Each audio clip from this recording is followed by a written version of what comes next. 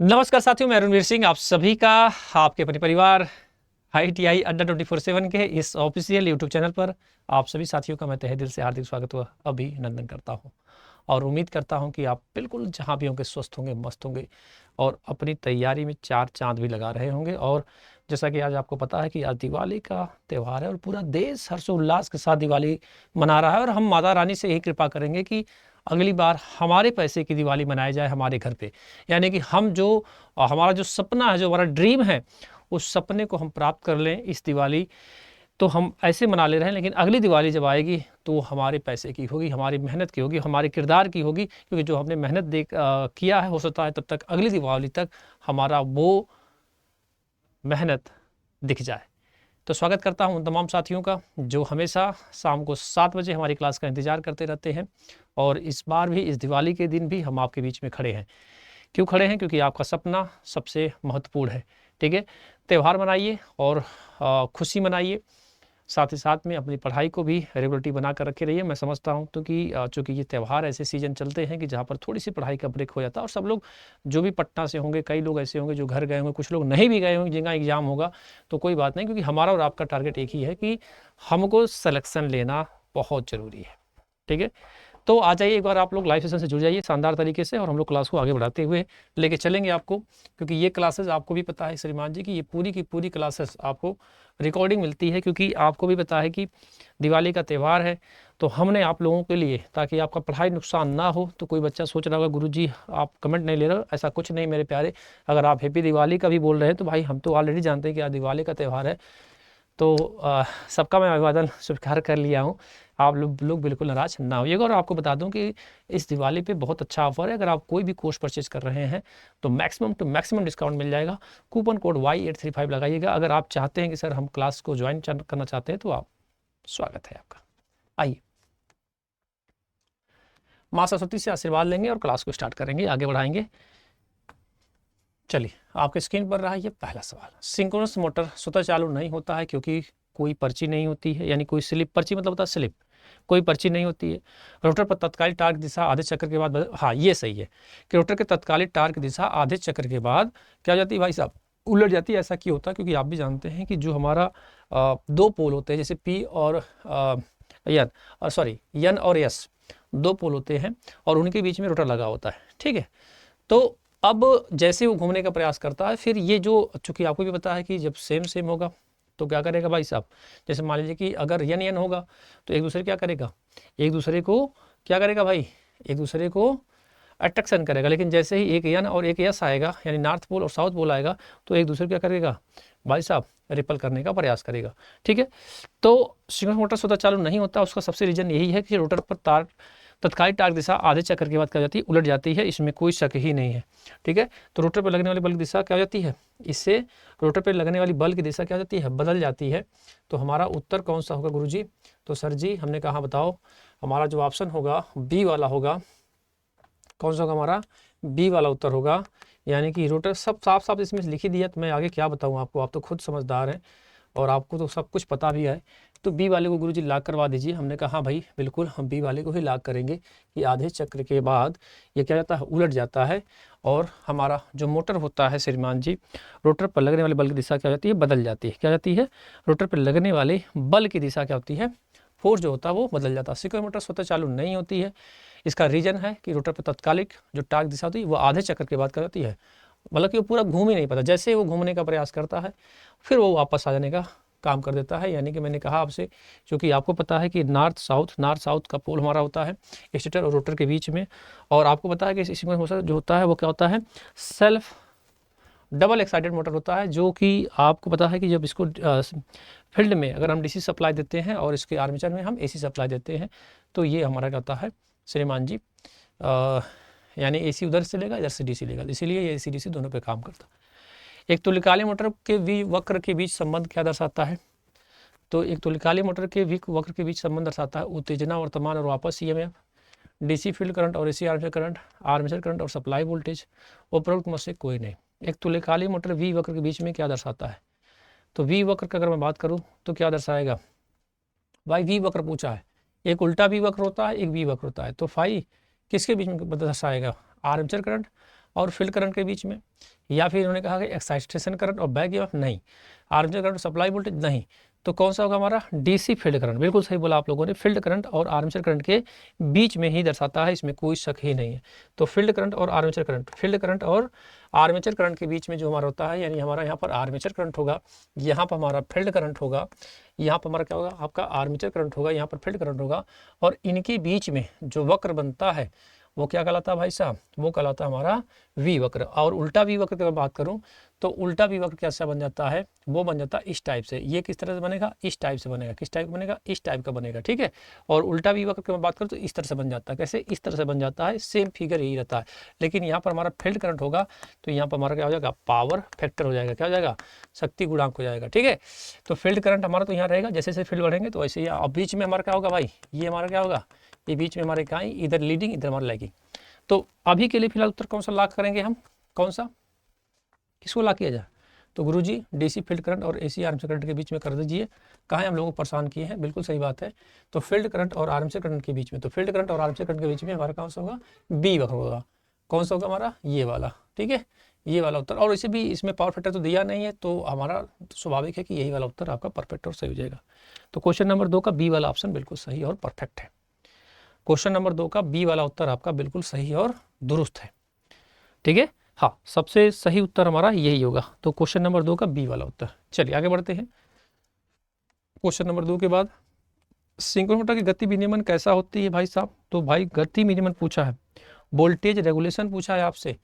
तो synchronous motor ऐसा motor होता है जिसका वोल्टेज रेगुलेशन का मान 0 होता है। No load minus full load बटा फुल लोड जो वाला फार्मूला जानते हैं, no load minus full load बटा फुल लोड गुणे 100। लेकिन इन्होंने कहा सिंक्रोनस मोटर का गति विनियमन का मान 0 कौन सा होगा भाई साहब, तो हमारा ये वाला। तो भाई साहब इसका कौन सा उत्तर हो जाएगा, डी वाला, 0 हो जाएगा। क्या हो जाएगा हमारा, 0 हो जाएगा, ठीक है। तो सिंक्रोनस मोटर की गति का विनियमन हमारा 0 हो जाएगा, ठीक है। हाँ, 0 हो जाएगा, इसमें कोई शक है ही नहीं। चलिए आगे बढ़िए। अगला सवाल कह रहा है, सिंक्रोनस मोटर के संचालन से जुड़े पैरामीटर कैसा होता है। जो सिंक्रोनस मोटर होता है जो एसी डीसी पे काम करता है, उन पूछ रहे हैं कि जुड़ा पैरामीटर कैसा होता है, गति, पावर फैक्टर, आत्म धारा। जब मोटर की उत्तेजना भिन्न होती है तो कौन सा पैरामीटर इसके साथ भिन्न होगा। चलिए बताइए भाई, सिंक्रोनस मोटर का संचालन पैरामीटर, जब मोटर की उत्तेजना भिन्न होगी तो कौन सा पैरामीटर इसके साथ भिन्न होता है। गति, पावर फैक्टर, आर्मेचर धारा, कौन सा होगा बताइए भैया, कौन सा हो सकता है। तो पावर फैक्टर और आर्मेचर करंट होगा। तो पावर फैक्टर और आर्मेचर करंट, तो हाँ इसी पे असर पड़ेगा। कौन सा पैरामीटर इसके साथ भिन्न होगा, तो आपका पावर फैक्टर। तो सेकंड और थर्ड वाला कहाँ ऑप्शन है, जी गुरुजी डी वाले पे छुपा हुआ है। तो सेकंड और थर्ड वाले, इसी पे ही आपका असर होगा। तो सिंक्रोनस मोटर के संचालन से जुड़े पैरामीटर, गति, पावर फैक्टर, आत्म धारा। जब मोटर की उत्तेजना भिन्न होती है तो कौन सा पैरामीटर इसके साथ भिन्न होता है, तो सेकंड और थर्ड। सेकंड और थर्ड सिंक्रोनस मोटर संचालन से जुड़े पैरामीटर, गति कौन सा होगा, गति, पावर फैक्टर, आत्म धारा। इस मोटर की उत्तेजना भिन्न होती है, जो पैरामीटर के साथ भिन्न होता है वो कौन सा होगा।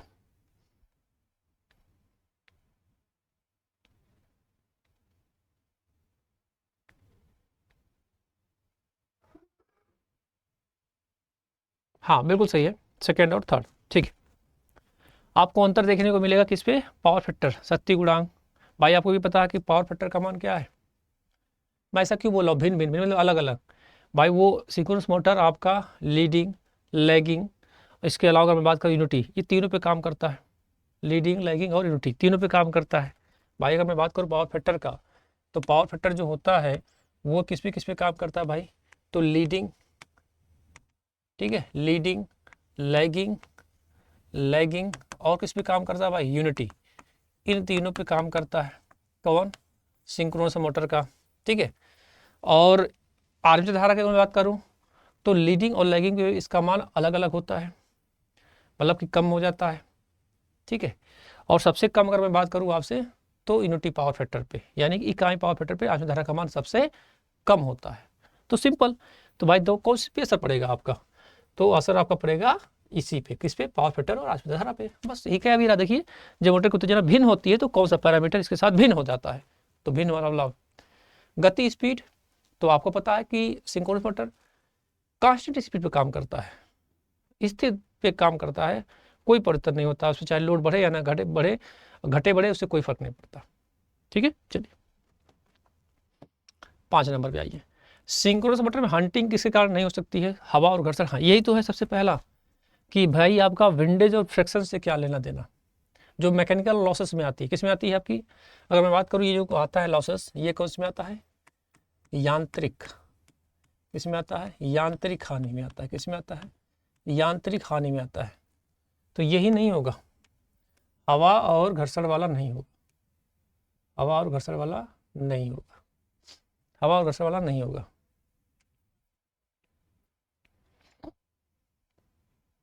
ठीक है, हवा और घर्षण नहीं होता। एक तुल्यकालिक मोटर स्थिर गति को नए निश्चित मान में बदला जा सकता है, कैसे? कैसे बदलोगे भाई? एक तुल्यकाली मोटर की स्थिर गति को एक नए स्थिर मान में बदला जा सकता है, कैसे? आपूर्ति की फ्रीक्वेंसी बदल कर, लोड बदल कर, किन्हीं दो चरों को आपस में बदल कर, या फिर लागू वोल्टेज को बदलने का, मतलब चेंजिंग द अप्लाई वोल्टेज, यानी अप्लाई वोल्टेज को बदल कर। तो एक तुल्यकालिक मोटर की स्थिर गति को हम कैसे निश्चित मान में बदल सकते हैं? आपूर्ति की आवृत्ति बदल कर, लोड बदल कर, किन्हीं दो चरों को आपस बदल कर। कैसे बदला जाएगा? क्वेश्चन नंबर 6 में। तो भाई साहब आपको भी पता है कि जो फ्रीक्वेंसी होती है ना आपूर्ति की आवृत्ति, हाँ यही सही है। ठीक है, सप्लाई फ्रीक्वेंसी, तो लागू वोल्टेज नहीं, किन्हीं दो चरों का आपस में नहीं, changing the frequency of supply, हाँ ये सही है। कौन सा? पहला वाला। यानी कि अगर आप चाहें तो बदल सकते हैं, कैसे? फ्रीक्वेंसी। ठीक है, changing the frequency of supply. ठीक है, पोल्स से पर कोई डिपेंड नहीं होता है, पोल पर कोई डिपेंड नहीं होता है। एक तुल्यकालिक मोटर स्थिर गति को निश्चित मान बदला जा सकता है, कैसे? तो भाई changing the frequency of supply voltage. भाई साहब 40 हर्ट्ज 50 हर्ट्ज कम करके आप इसको कर सकते हो। तो 4 पोल पे 50 हर्ट्ज, 40 हर्ट्ज पे। अब देखो खुद सुनो ध्यान से, 4 पोल अगर है, ध्यान दीजिएगा, 4 पोल है, ठीक है, 4 पोल है तो कितना हो जाएगा फ्रीक्वेंसी? सबको पता है। अरे आरपीएम गति कितने होगा? 1500 आरपीएम होगा। कितना होगा आपका? 1500 आरपीएम होगा। अगर आपको, अच्छा ये फ्रीक्वेंसी कितने पे होगी भाई साहब इस समय? तब फ्रीक्वेंसी हमारी होगी सर जी 50 हर्ट्ज पे। अगर यही फ्रीक्वेंसी अगर मैं बात करूँ, 4 पोल है और फ्रीक्वेंसी का मान किस पे कर दूँ? 40 हर्ट्ज पे कर दूँ, 40 हर्ट्ज पे करूँ, तब क्या है? 1500 आएगा क्या? क्या 1500 आएगा क्या? नहीं सर, तब कितना आएगा हमारा? 1200 आएगा। कैसे आएगा दिखाऊँ आपको? क्या सबको मालूम है? फिर भी बता देता हूँ आपको एक बार फिर से। एन एस बराबर 120 एफ अपान पी होता है। एन एस बराबर क्या होता है भाई? 120 एफ अपान पी होता है। फ्रीक्वेंसी कितनी है भाई साहब? 120। फ्रीक्वेंसी का मान कितना? मान लीजिए 50 आप रखे हैं। पी का मतलब मान लीजिए कि आपका 4 पोल है, तो 4 3 12 किया गुरुजी, 30 किया, 5 15, यानी कि 1500 आरपीएम हमारा आ गया। अब ये किस पे आ गया भाई? इस पे आ गया। अब आ जाइए इस पे, 40 हर्ट्ज पे। पोल वही है, मैंने कहा ना पोल को परिवर्तन नहीं करना है, कोई दिक्कत नहीं है। मैं समझा रहा हूँ आपको, मैं समझा रहा हूँ, मतलब आप मत समझना कि मतलब सर ऐसा क्यों बता रहे हो आप, बता रहा हूँ कि क्या रीजन है, क्यों ऐसा। तो फिर 40 पे आ जाइए, तो 120 गुणे 40, अब बटा आपका पोल वही रहने दीजिए, 4 3 12 30, 4 3 12 कितना गया आपका भैया? 1200 आरपीएम, 1200 आरपीएम, सीधा उत्तर। एक सिंक्रोनस मोटर में नेट आर्मेचर वोल्टेज ईबी और बी का क्या होता है? तो भाई साहब बैक ईएमएफ, आर्मेचर वोल्टेज मतलब बैक, हाँ ठीक है, आर्मेचर वोल्टेज पूछ रहा है, और सप्लाई वोल्टेज क्या होता है? अंगड़ती योग होता है, वेक्टर होता है, अंगड़ती होता है या वेक्टर योग होता है? ये अच्छा सवाल है। तो भाई साहब क्या होता है? वेक्टर डिफरेंस होता है। और क्या बनेगा? तो वेक्टर योग नहीं बनेगा, सम नहीं बनेगा, डिफरेंस बनेगा, क्योंकि ईबी और बी के बीच में हमारा नेट वोल्टेज का मान निकलता है। ठीक है, ईबी और आपका वोल्टेज के बीच में अगर मैं बात करूँ, आ जाइए, मान लीजिए कि आपके पास ये सप्लाई वोल्टेज है, ये मान लीजिए आपके पास क्या है? ईबी है। क्या है भाई? ईबी है, ये सप्लाई वोल्टेज, और इसी के बीच में हमारा क्या निकलता है? Net voltage. क्या निकलता है? नेट वोल्टेज निकलता है। क्या निकलता है? नेट वोल्टेज निकलता है। तो भाई इसके बीच का अंतर ही तो आया, तो इसके बीच के अंतर क्या बोलेंगे भाई साहब? क्या कहा जाएगा गुरुजी? तो वेक्टर कहा जाएगा, वेक्टर डिफरेंस कहा जाएगा। बी वाले को लॉक करवा दो गुरुजी, बी वाले को लॉक करवाओ गुरुजी, काहे परेशान कर रहे हो? हमने कहा बिल्कुल सही बात है कि वेक्टर वाला ही उत्तर सही होगा। तो एक सिंगल मोटर में नेट आर्मेचर वोल्टेज, अब नेट आर्मेचर मतलब ये वाला, ईबी और बी का क्या होता है? तो भाई बीच में है वोल्टेज, और ईबी के बीच में हमारा क्या है? वेक्टर अंतर कहलाता है। समझ में आ रहा है ना? समझ में आ रहा है तो भाई लाइक भी कर दीजिएगा, है ना? हाँ लाइक कर दीजिएगा, और जो बच्चा पुराना हो, जो पढ़ चुका है, उसको लग रहा सर तो वही सब चीज़ें आ रही सर आपके सामने, भाई कोई ना, देखो क्वेश्चन जो निकल कर आते हैं एमसीक्यूज पेपर से ही आते हैं, और आपको भी बता कि आपके 18 चैप्टर हैं, तो उस 18 चैप्टर में से जितना हो सकता है मैं नया लाने का पूरा प्रयास कर रहा हूँ, ऐसा नहीं है कि नहीं। और ये ऐसे क्वेश्चन है जो आपके एग्ज़ाम में हो सकता है कि हूबहू भी मिल सकता है, 1 से 2 नंबर बनेगा, तो इतना पढ़ लोगे तो कुछ ना कुछ फंस ही सकता है उसमें से 1-2। आगे बढ़ते हैं। सिंक्रोनस मोटर एक क्या है, तो भाई साहब आपको भी पता है कि सिंक्रोनस मोटर एक हमारे एडजस्टेबल स्पीड पे काम करती है, समयोज गति प्रकार की होती है। तो भाई साहब कौन सा होगा, परिवर्तनीय होगी, लगातार गति होगा, इनमें से कोई नहीं। अच्छा, सिंक्रोनस मोटर क्या है, इनका कहना नाम यह है कि सिंक्रोनस मोटर कैसा होता है, समझो मतलब होता है एडजस्टेबल स्पीड यानी एडजस्टेबल करती है, या फिर अगर मैं बात करूँ आपसे लगातार गति पे होती है, नहीं भाई। देखो मैं बता दूँ आपको, ये होता है आपका कांस्टेंट स्पीड पे काम करती है। तो कांस्टेंट स्पीड पे अगर काम करेगी तो कौन सा लॉक किया जाए, इनमें से कोई नहीं कर दें, क्योंकि एडजस्टेबल पूछा है, तो एडजस्टेबल मतलब एडजस्ट करती है, ऐसा तो नहीं होना चाहिए। सिंगल मोटर एक क्या है, एडजस्टेबल स्पीड वाली है, क्या हो सकती है, एक सिंक्रोनस मोटर एक क्या है, समायोज वाला है, कांस्टेंट स्पीड वाली होती है। तो इनमें से कोई भी कर दो, इनमें से कोई भी कहा है तो इसका मतलब ये भी नहीं होगा, तो भाई कौन सा होगा, समायोज गति वाला कर दो, है ना, कांस्टेंट स्पीड वाली। कौन सी, ये वाली। इसको इंग्लिश में क्या लिख रहा है, एडजस्टेबल लिखा है इन्होंने, ये होना चाहिए भाई आपका कांस्टेंट स्पीड वाली। कौन सी, कांस्टेंट स्पीड यानी कि नियत, है ना, हाँ नियत वाली, कांस्टेंट स्पीड होनी चाहिए, ठीक है। जो हम यूज करते हैं किसमें, टूल्स में, मशीन टूल्स वगैरह जो होता है आपका, वहाँ पर हम इसका यूज कर लेते हैं सिंक्रोनस मोटर का। चलिए पावर फैक्टर सुधारने में सबसे अच्छा है, इसका ही अहम रोल है। एक सिंक्रोनस मोटर में स्टेटर बैक ईएमएफ का परिमाण निर्भर करता है, किस पे करता है भाई, एक सिंक्रोनस मोटर में स्टेटर बैक ईएमएफ का परिमाण किस पर निर्भर करता है, डीसी की उत्तेजना पर करेगा, या उसके स्टेटर की एसी आपूर्ति पे करेगा, गति पे करेगा, या श्रीमान जी आपका लोड पे करेगा। भाई देखो भैया, 2-3 चीज़ बता देता हूँ आपको, एक होता है अंडर एक्साइटेड, एक होता है श्रीमान जी आपका ओवर एक्साइटेड, एक होता है लेबल। 3 चीज़ें लिखिएगा आप, जहाँ भी नोट बना रहे होंगे, नए बच्चे खासकर उनके लिए बता रहा हूँ। अंडर एक्साइटेड, अंडर एक्साइटेड, एक होता है भाई साहब दूसरा ओवर एक्साइटेड, ओवर एक्साइटेड, और अपना लिखिएगा अगला लेवल एक्साइटेड, लेवल एक्साइटेड। आ जाइए भैया, अंडर एक्साइटेड की मैं बात करूं अगर, तो इसमें क्या होगा भाई साहब, तो अंडर वाले में हमारा बैक ईएमएफ का मान कम और सप्लाई वोल्टेज का मान ज़्यादा, पहला वाला। आ जाइए, ओवर एक्साइटेड की बात करूं अगर, तो बैक ईएमएफ का मान ज़्यादा हो जाता है इसमें, और बैक सप्लाई वोल्टेज का मान कम हो जाता है। आइए इधर आ जाइए, तो इधर भी कहा जाएगा भाई लेवल में तो भाई साहब बराबर होगा, तो कन्फ्यूजन कहाँ होता है, इसी दोनों में होता है, ऊपर वाले में, इसी दोनों वाले में होता है। तो आपके सामने सारा चीज़ मैंने लिख दिया। और ये किस पे निर्भर कर रहा है, अंडर एक्साइटेड ओवर एक्साइटेड, तो भाई डीसी उत्तेजना आप करेगा और किस पे करेगा, एक्साइटेशन पे निर्भर करेगा और किस पे करेगा। हमने कहा हाँ गुरु जी बताओ कौन सा किया जाए, सर जी ये कर दो। हमने कहा हाँ भाई बिल्कुल कर रहे हैं, ये घबराओ ना भाई, जो लोग ये बता रहे हैं बिल्कुल सही बता रहे हैं, उसमें कोई शक ही नहीं है भाई, ठीक है। हाँ, घबराने की बिल्कुल ज़रूरत ही नहीं है, आपका बिल्कुल सही है, क्योंकि सिंक्रोनस मोटर में स्टेटर बैक ईएमएफ का परिमाण निर्भर करता है किस पे, डीसी उत्तेजना पे, ठीक है।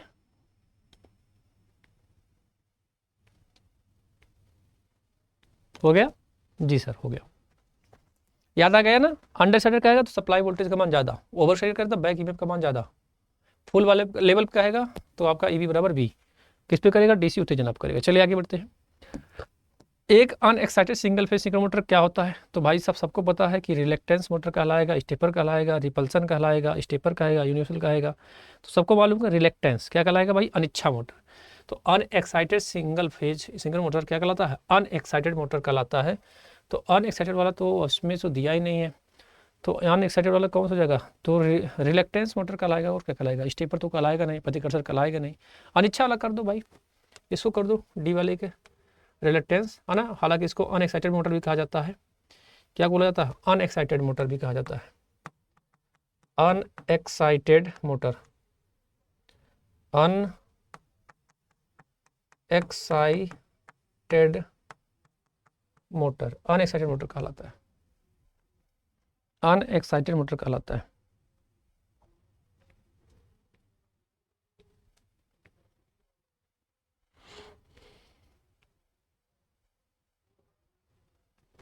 चलिए आगे बढ़ते हैं। 3 चरण तुल्यकालिक मोटर के मामले में अधिकतम गति भिन्नता क्या होती है? 3 चरण के मामले में अधिकतम गति भिन्नता कितनी होगी? 0%, 2%, 5%, 10%, क्या हो सकता है? कौन सा कर सकते हो मित्र? Maximum speed variation. 3 चरण तुल्यकालिक मोटर के मामले में अधिकतम गति भिन्नता कितनी होगी? तो भाई 0% होता, अभी तो आपने पढ़ा था 0% होना चाहिए। और क्या होना चाहिए बताइए भैया, क्या लग रहा है आपको? मुझे तो 0 लग रहा है, बाकी आप बताओ।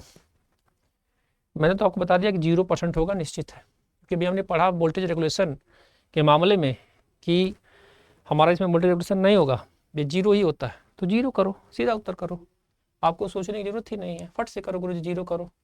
कौन सा होगा गुरु जी? 0 वाला, 0 0 0, और कौन सा? 0 करो। चलो आगे आ जाओ। सिंक्रोनस मोटर और इंडक्शन मोटर के बीच में क्या समानता है, मतलब कि क्या, मतलब कि सिग्नल कुछ मिलता होता है क्या? तो पहला उन्होंने कहा कि दोनों स्वयं चालू मोटर होते हैं। नहीं, स्वयं चालू का होता है, वो तो बेचारा चालू है नहीं हो पाता है, पहला गायब करो। दोनों में घूमने वाला चुंबकीय क्षेत्र होता है। दोनों की लोड विशेषताएं, नहीं ये वाला सही है कि दोनों में घूमने वाला चुंबकीय क्षेत्र, क्योंकि भाई देखो आपको पता है कि स्टेटर में हम जब एसी सप्लाई प्रदान करते हैं तो उसकी तरफ से क्या होता है, चारों तरफ घूमता है। तो ये वाला हो सकता है बी वाला, दोनों की लोड विशेषताएं समान नहीं होती हैं। ठीक है, तो both have the magnetic field, बिल्कुल सही बात है, दोनों में घूमने वाला चुंबकीय क्षेत्र ही होगा। तो दोनों में घूमने वाला, क्योंकि आप खुद सिंपल सब देखो भाई, जब हम सिंक्रोनस मोटर की मैं बात करूं, इसके सप्लाई में यानी स्टेटर में हम जो सप्लाई देते हैं तो चुंबकीय क्षेत्र बनता है। और इसके एसी में, अरे एसी कर रहा हूँ, अगर जो हमारा ये इंडक्शन मोटर की भी अगर मैं बात करूँ तो हम जो उसमें जैसे ही एसी देते हैं तो उसके चारों तरफ क्या होता है, चुंबकीय क्षेत्र, यानी कि एरएस स्पीड से वो क्या करता है, चुंबकीय क्षेत्र घूमता है। और यहाँ पर भी एसी होगा तो भाई एनएससी उत्पन्न होगा, सिंक्रोनस गति से घूमेगा। ठीक है, यहाँ पे चुंबकीय क्षेत्र उत्पन्न होगा आपका। तो कौन सा उत्तर से हो जाएगा हमारा? दोनों में घूमने वाला चुंबकीय क्षेत्र, यही आपका सेम है। चलिए आगे बढ़ते हैं। 12 बताइए 13 नंबर पे।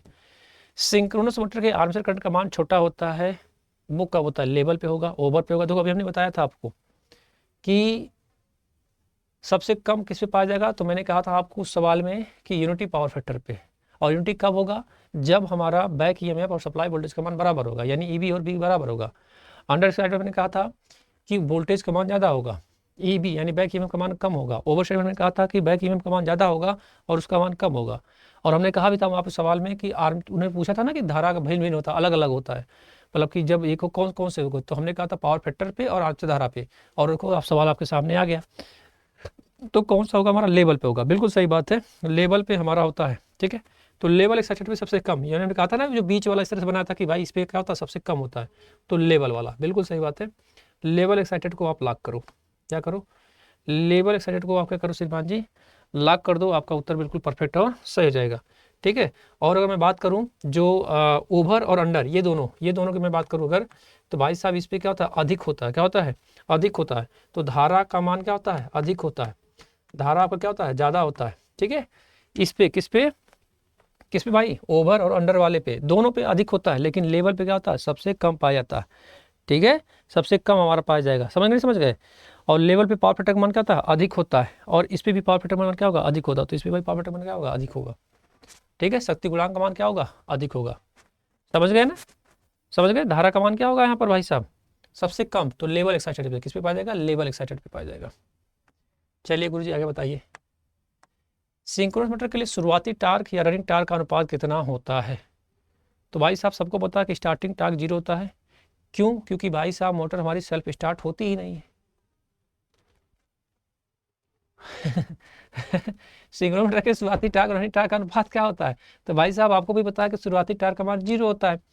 तो कौन सा हो जाएगा हमारा उत्तर? 0 वाला, 0/1 है ना। आप खुद देखो, 0 और 1, ये रनिंग है, ये 0, तो 1 में से 0 0 0 मिला।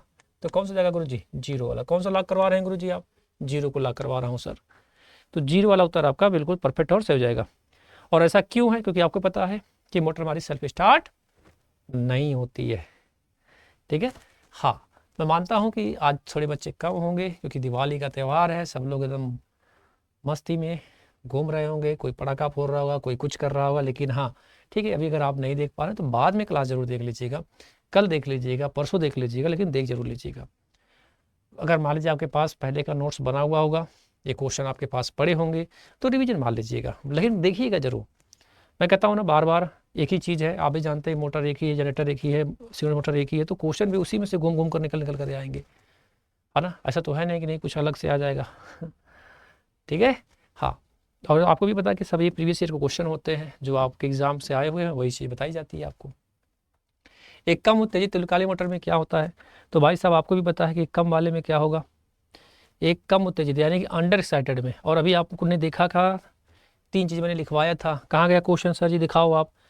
देखो भैया इनको क्वेश्चन आपको दिखाना है, ये देखो, यहाँ देखो, ये देखो अंडर एक्साइटेड में हमने क्या दिखाया था कि सप्लाई वोल्टेज का मान ज़्यादा था, ओवर शेयर हमने कहा था कि सप्लाई बैक ईएमएफ का मान ज़्यादा होगा, लेवल में क्या होगा, बराबर हो जाएगा, ईबी बराबर इसके किसके, बैक ईएमएफ बराबर किसके हो जाएगा भाई, ये बैक ईएमएफ किसके बराबर है, तो बैक ईएमएफ हमारा किसके बराबर है भाई, ईबी, ये ईबी है, बैक ईएमएफ किसके, सप्लाई वोल्टेज के। अब इधर आ जाइए, इस सवाल में क्या कह रहा है एग्जामिनर आपसे कि भाई साहब अंडर एक्साइटेड वाले में तो आपको क्या उत्तर होना चाहिए, देखो आपके सामने फट से उत्तर कर दो। गुरुजी हमने कहा हाँ सप्लाई वोल्टेज कौन ज़्यादा है, हाँ सर जी, बस बस बस, काम आप तो लोहा करवा दे रहे हैं हम लोगों का, बिल्कुल बिल्कुल। और ऊपर वाला क्या है, ये लेवल का है, किसके लिए गुरुजी ये है, ये लेवल के लिए है, ये किसके लिए है, लेवल के लिए है, लेवल का। और ये किसके लिए भाई साहब, ये हमारा हो जाएगा, ये हमारा क्या हो जाएगा श्रीमान जी, अब ओवर के लिए, ये किसके लिए है, ये ओवर के लिए है, ठीक है। और ये किसके लिए है, जो अभी आपने उत्तर से पूछा है तो अंडर के लिए, सबका आपके सामने हो गया, अंडर, ओवर और लेवल, तीनों ऑप्शन है, ठीक है। हाँ समझ गए ना जी गुरुजी। चलो आगे बढ़ते हैं। सिंक्रोनस मोटर की रोटर गति कैसी होती है, इस सवाल को बताने से पहले आपको बता दूं कि अगर आप भी किसी भी एग्जाम की प्रिपरेशन कर रहे हैं और आपको पता है कि दिवाली का त्यौहार है और दिवाली पे भाई दबा के आपको छूट दिया जा रहा है, ठीक है, लगभग अगर मैं बात करूँ आपसे तो 80+ % से ज़्यादा छूट आपको दिया जा रहा है। कोई भी कोर्स परचेज करिए, Y835 कूपन कोड लगाइए और फट से जाकर आप एप्लीकेशन से क्लास को परचेज कर सकते हैं। अभी जाइए तुरंत के तुरंत। अगर आप जुड़ना चाहते हैं, आगे की तैयारी को करना चाहते हैं, जो भी आपका एग्जाम लगा हो, मैं ये नहीं कह रहा हूँ, अगर आपको लग रहा है कि नहीं हमको जुड़ना चाहिए तो कम से कम डिस्काउंट में आपको कोर्सेज मिल रहा है। तो लेट ना करिए, देर ना करिए और पहुँचिए फटाफट।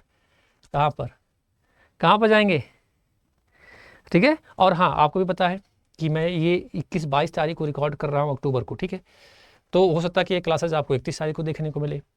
तो अब आपको गुरु जी उस समय तो नहीं था, नहीं ऐसा कुछ नहीं, जब आप उस दिन जाओगे ऐप पे पहुँचोगे तो आपको क्लासेस मिल जाएगा, ठीक है। आपको क्या मिलेगा, क्लासेस आपको मिल जाएगा। अरे कोर्स का जो भी उस समय डिस्काउंट चल रहा है वो सारा चीज़ आपको देखने को मिल जाएगा और उसी लेवल पे ही मिलेगा। तो कूपन कोड क्या लगाना है आपको, Y835 लगाना है, ठीक है, भूलिएगा मत। चलिए आगे आइए। बाकी अगर कोई नया बच्चा हो तो मैं बता देता हूँ कैसे को आप जाओगे, एक बार दिखा ही देता हूँ आपको। भाई कोई बच्चा नया हो, आप सर्च करना गूगल पे या फिर आप अपने प्ले स्टोर से मोबाइल से डाउनलोड कर लेना ADA24/7 का एप्लीकेशन। आप जाना इस तरह से और होम पेज पे पहुँचना। होम पेज पे जाने के बाद आपको ऑल कोर्स दिखेगा, ऑल कोर्स पे जाने के बाद एज एग्जाम दिखेगा, एज पे आप इलेक्ट्रिकल इंजीनियरिंग पे फिर ITI पे जाइएगा। आप देखो यही जस्ट जितने भी बैचेज आपके हैं, चाहे BSPCL रामबाण बैच की मैं बात करूँ, चाहे मैं सफलता बैच की बात करूँ, कोई भी बैच अगर आप परचेज करते हैं तो अगर आप बैच परचेज करेंगे तो जैसे मान लीजिए कि अभी प्रेजेंट टाइम 879 पे है, उस दिन हो सकता है कि और कम हो जाए। भाई कुछ भी हो ना, बस आप एक ही काम करना, मैं जो बता रहा हूँ, जैसे होता है ना कि नुस्खा, कूपन कोड लगा लेना और डबल बेल्टी के साथ आपको मिल जाएगा, ठीक है। डबल बेल्टी मतलब समझ रहे हैं, 24 महीने के लिए भैया आपको मिलेगा। तो Y835 अप्लाई करना और आपको हो सकता है कि 755 रुपये में मिल जाए, ठीक है। हाँ 750 700 प्लस तो रहेगा ही रहेगा। चलिए आइए। तो भाई साहब हमेशा तुल्यकालिक गति से अधिक होगा, तुल्यकालिक गति के बराबर होगा, हमेशा तुल्यकालिक गति से कम होगा, सबको पता होता है कि श्रीमान जी इक्वल टू, तो भाई साहब क्या होगा, NR बराबर NS, तो इक्वल टू सिंक्रोनस स्पीड। तो सिंक्रोनस की रोटर गति क्या होती है, हमेशा तुल्यकालिक गति की क्या होती है, बराबर। सबको मालूम होना चाहिए कि NS बराबर क्या होता है NR। सिंक्रोनस स्पीड और रोटर गति का मान क्या होता है, बराबर होता है भाई साहब। इसलिए वाला हमारा उत्तर कौन सा होगा, तुल्यकालिक गति के बराबर। तुल्यकालिक गति की क्या होगा, बराबर गुरुजी होगा। इसी को ला करवाइए ना, हमने कहा बिल्कुल करवा देते हैं। तुल्यकालिक गति के क्या हो गया, बराबर हो गया। चलिए आगे बढ़ते हैं। एक तुल्यकालिक मोटर में टार्क कोण का अधिकतम मान कितना होता है। टार्क कोण का अधिकतम मान आपसे एग्जामिनर साहब पूछ रहे हैं, तो कौन सा हो सकता है बताओ भैया, 90 डिग्री, 45 डिग्री, 90 डिग्री से ऊपर, 45 डिग्री से नीचे कौन सा हो सकता है? तो भाई 90 डिग्री साइन थीटा का मान क्या होता है? साइन थीटा का मान, साइन थीटा 90 का मान क्या होता है? इकाई। और अधिकतम पूछा भी है, तो किसको रखेंगे हम? 90 डिग्री को रखेंगे। कितना बनेगा गुरुजी? 90 डिग्री। 90 वाली डिग्री को उत्तर को लॉक करवाइए सर। हमने कहा बिल्कुल करवा देते हैं भाई। 18 नंबर पहुंचिए। सिंक्रोनस मोटर में कौन सी हानि लोड के साथ बदलती नहीं है? तो भाई लोड के साथ कौन सी नहीं बदलती है? तो आपको भी पता है कि विंटेज लॉसेस जो घर्षण हानियाँ आती हैं, तो वो वाली हमारी लोड के साथ परिवर्तन नहीं होती है। और आपको पता है ये किस में आता है? यांत्रिक में आता है। किस में आता है भाई साहब? यांत्रिक में आता है। किस में आता है? यांत्रिक में आता है। किस में आता है? यांत्रिक में आता है। यांत्रिक मतलब हो गया यांत्रिक हानि में आता है। किस में आएगा ये? यांत्रिक मतलब मैकेनिकल हानि में आएगा, यांत्रिक हानि में आएगा। किस में आएगा? यांत्रिक हानि में आएगा। तो सिंक्रोनस में कौन सी हानि लोड के साथ बदलती है? नहीं है, तो वो हमारी कौन सी नहीं बदलती? Windage losses. ठीक है, चलिए आगे बढ़ते हैं। समान रूप से उत्तेजित सिंक्रोनस मोटर में बढ़ता हुआ भार शक्ति कारक क्या कहलाता है? तो समान रूप से उत्तेजित हमारा क्या कहलाता है? तो बिकम इंक्रीज लीडिंग होगा, बिकम इंक्रीज लैगिंग होगा, कौन सा होगा? तो लैगिंग होगा। और क्या? समान रूप से उत्तेजित सिंक्रोनस मोटर में बढ़ता हुआ भार शक्ति कारक क्या कहलाता है? तो लैगिंग बढ़ती जा रही है, लैग अगड़ित नहीं, अगड़ित नहीं होगा। समान रूप से उत्तेजित सिंक्रोनस मोटर पर बढ़ता हुआ भार शक्ति कारक, जब भार बढ़ेगा तो भाई पावर फैक्टर का मान क्या होगा? कम होगा। तो बिकम इंक्रीज लैगिंग, हाँ ये सही होगा भाई। भार बढ़ेगा है ना, हाँ भार बढ़ेगा तो क्या होगा? शक्ति कारक मान कम होगा, तो कम होगा तो डिक्रीज लैगिंग होगा। कौन सा होगा? ये वाला, बी वाला। लीडिंग नहीं होगा। कौन सा होगा गुरुजी? ये वाला। लैगिंग बढ़ती जा रही है, ये वाला ऑप्शन सही होगा आपका, सबसे परफेक्ट। समान रूप से उत्तेजित सिंक्रोनस मोटर बढ़ता हुआ भार शक्ति कारक क्या लाएगा? तो ये वाला कहलाएगा become increase lagging, become increase lagging. ठीक है भाई लोग,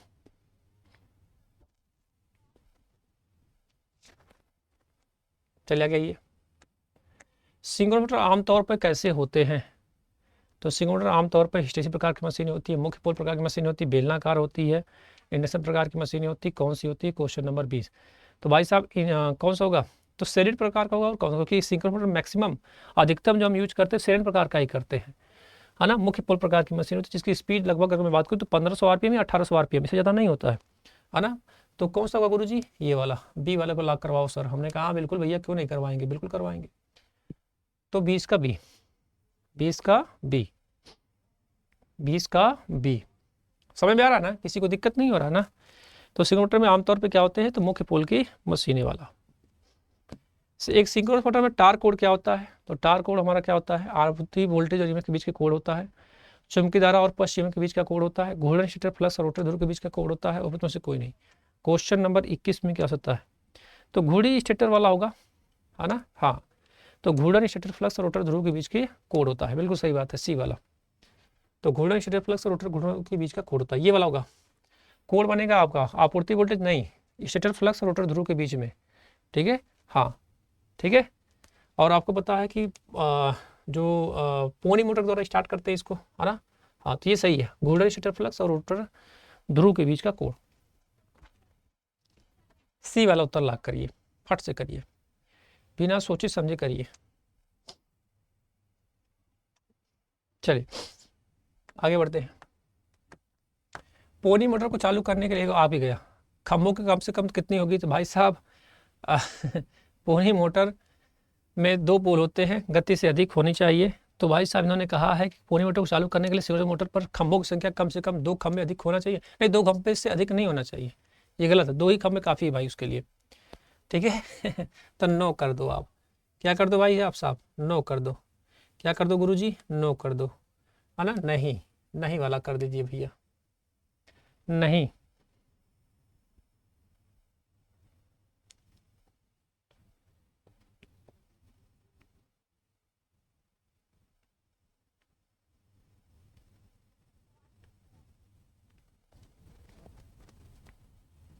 चलिए 23 नंबर पे आ जाइए। एक तुल्यकालिक मोटर में यदि बिना लोड पर आर्मेचर में उत्पन्न पिछला ईएमएफ लगभग लागू वोल्टेज के क्या होता है? बराबर होगा, तो क्या कहलाएगा? तो 100% कहलाएगा। क्या कहलाएगा? ई बराबर बी। एक तुल्यकालिक मोटर बिना लोड पर आर्मेचर उत्पन्न पिछला ईएमएफ लगभग लागू वोल्टेज के बराबर होगा। बराबर होगा भाई, ईवी और सप्लाई वोल्टेज बराबर होगा। भाई आप खुद सोचो, लेवल वाला हो गया ना भाई, इकाई वाला। ईबी और ये बराबर हो जाए, मतलब इकाई, इकाई मतलब 100, तो 100% हो जाएगा। सीधा उत्तर करो भाई, सोचने की जरूरत ही नहीं है। उत्तेजना का 100%, कोई शक कोई डाउट ही नहीं, 100% हो जाएगा मित्र, 100%। ठीक है, उत्तेजना का 100% कहा जाता है। चलिए आज के सेशन का सबसे लास्ट सवाल, क्लास कैसा लगा जरूर आप लोग बताइएगा। ठीक है, हाँ चलिए पहला है, अब देखो एक फ़ायदा और होता है, मैंने देखा है कि जब हम रिकॉर्डिंग क्लासेस करते हैं तो 10 से 15 मिनट का टाइम, 10 मिनट जो आपसे हम लोग आपस में बात करते हैं, ये होगा कौन सा जल्दी आप बताओ ये करो, तो 10 मिनट का टाइम, 1-2 मिनट का हर क्वेश्चन के बीच में हो जाता है। तो अगर 24 सवाल है तो मान के चलो कि 7 से 8 मिनट एक्स्ट्रा। तो अब जो अभी आपको देखो रिकॉर्डिंग में 36 से 37 मिनट तक आपको रिकॉर्डिंग क्लासेस मिल जाती है, 35 मिनट में खत्म हो जाती है। क्यों जानते हैं? क्योंकि हमारा और आपके बीच में जो संबंध है वो केवल हम लोग बस केवल इस पर फोकस करें, और आपका भी ध्यान इसी पे होना चाहिए, हमारी बातों पर ध्यान बिल्कुल नहीं होना चाहिए। आपको ये बिल्कुल नहीं सोचना कि नहीं सर रिकॉर्डिंग दे रहे हैं, ऐसा कुछ नहीं भाई। देखो आपको कंटेंट चाहिए और मैं कंटेंट आपको दे रहा हूँ, आपको इससे मतलब होना चाहिए।